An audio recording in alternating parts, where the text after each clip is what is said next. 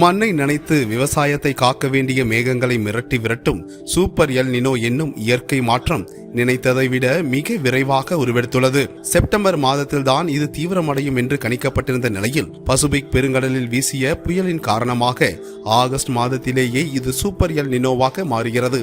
இதனால் தென்மேற்கு பருவமழை முற்றிலும் முடங்கி தென்னிந்திய மாநிலங்களில் கடும் வறட்சியை நோக்கி தள்ளப்படும் அபாயம் உருவாகியுள்ளது.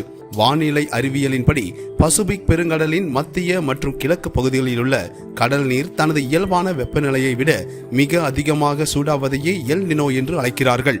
சாதாரண நாட்களில் கிழக்கிலிருந்து மேற்காக வீசும் பலமான காற்றானது கடலின் மேலிருக்கும் வெதுவெதுப்பான நீரை ஆசிய பகுதிகளை நோக்கி தள்ளிவிடும். ஆனால் எல் நினோ காலத்தில் இந்த காற்று பலவீனமடைந்து விடுகிறது.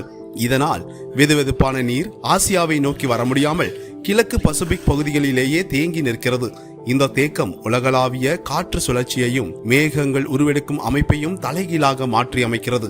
இந்த எல் நினோ தீவிரமடையும் போது உலகளவில் பல்வேறு காலநிலை மாற்றங்கள் நிகழ்கின்றன. ஆஸ்திரேலியா, இந்தோனேசியா மற்றும் தெற்காசிய நாடுகளில் இது கடுமையான வறட்சியையும் சுட்டெரிக்கும் வெயிலையும் ஏற்படுத்துகிறது.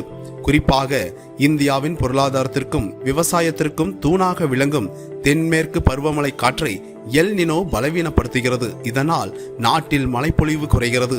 இதன் நேரடி விளைவாக நெல், கரும்பு போன்ற முக்கிய பயிர் சாகுபடிகள் பாதிக்கப்படுவதோடு நிலத்தடி நீர்மட்டமும் வேகமாக குறைகிறது. விவசாய இழப்புகளால் உணவுப் பொருட்களின் தட்டுப்பாடு ஏற்பட்டு சந்தையில் அவற்றின் விலையும் கடுமையாக உயர்கிறது. ஜூன் மாதத்தில் உருவான எல் நினோ செப்டம்பரில் தான் சூப்பர் எல் நினோவாக தீவிரமடையும் என எதிர்பார்க்கப்பட்டது. ஆனால் பசிபிக் பெருங்கடலில் ஜூலை மாதத்தில் உருவான பவி மற்றும் டால்பின் போன்ற மிகப்பெரிய சூப்பர் சூறாவளிகளும் வலுவாக வீசிய மேற்கத்திய காற்றும் இந்த நிகழ்வை முடக்கிவிட்டுள்ளதாக தனியார் வானிலை ஆர்வலர் ஹேமச்சந்திரன் எச்சரிக்கை விடுத்துள்ளார்.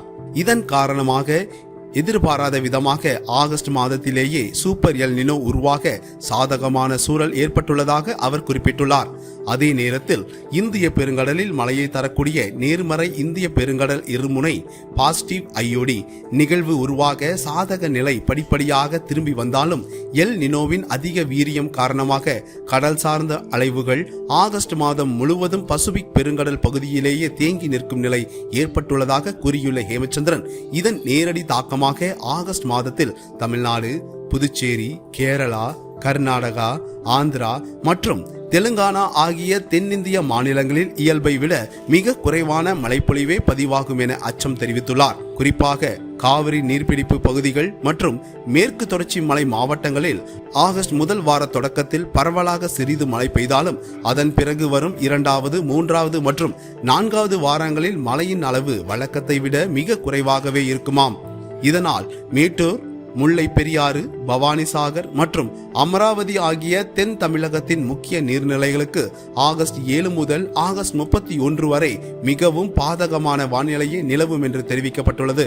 தமிழ்நாடு மற்றும் புதுச்சேரியை பொறுத்தவரை தென்மேற்கு பருவமழை பொய்ப்பதால் காவிரி டெல்டா மாவட்டங்களின் விவசாய பாசன நீர் ஆதாரம் கேள்விக்குறியாகும் அபாயம் உருவாகியுள்ளது.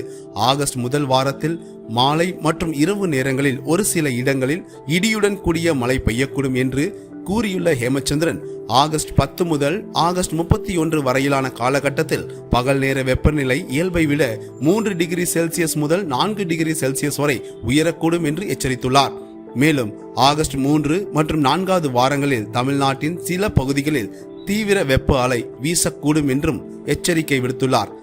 மொத்தத்தில் ஆகஸ்ட் மாதம் முழுவதும் வழக்கத்தை விட மிக குறைந்த மழையையும் கடுமையான வெயிலின் தாக்கமுமே பதிவாகும் என்பதால் குடிநீரையும் நீர் ஆதாரங்களையும் மிகவும் சிக்கனமாக பயன்படுத்துவதும் வறட்சியை எதிர்கொள்ள தேவையான முன்னெச்சரிக்கை நடவடிக்கைகளை அரசு மற்றும் பொதுமக்கள் விரைந்து மேற்கொள்வதும் தற்போதைய அவசிய தேவையாக உள்ளது.